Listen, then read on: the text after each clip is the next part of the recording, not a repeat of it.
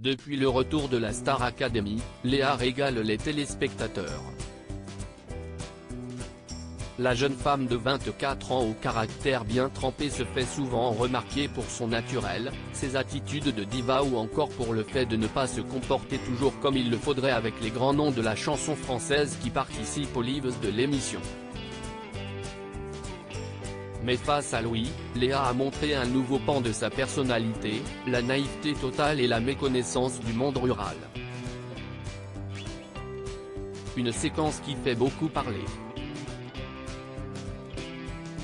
Léa fait partie des finalistes de la Star Academy. La jolie brune aux cheveux bouclés s'est qualifiée samedi 19 novembre avec Anisha, Enola. Toutes les trois rejoignent Louis qui a été sauvé d'office par les professeurs et le directeur de cette saison Michael Goldman.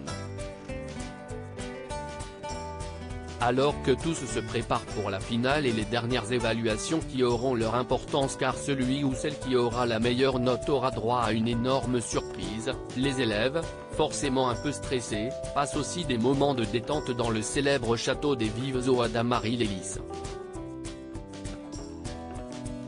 Et il y a une scène hallucinante qui a beaucoup fait rire ou agacé, cela dépend des points de vue, les fans de l'émission de télé-réalité. Alors que Léa se prélassait dans le canapé avant un nouveau cours avec ses adversaires et amis, la discussion a tourné autour de la campagne, on s'occupe comme on peut. Le très talentueux Louis est en effet originaire de Lot-et-Garonne et connaît bien le milieu rural.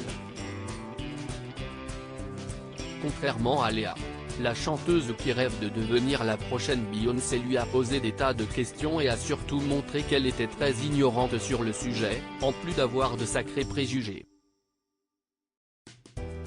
Car pour Léa, si on vit à la campagne on sait forcément traire des vaches, faire son foie gras et il est certain que l'on possède des coqs. Au détour de cette conversation un brin lunaire, Louis lui a expliqué que pour vivre à la campagne, il fallait avoir le permis, il est en effet difficile de tout faire à pied. Une information qui a chamboulé Léa qui a pris cette déclaration au premier degré.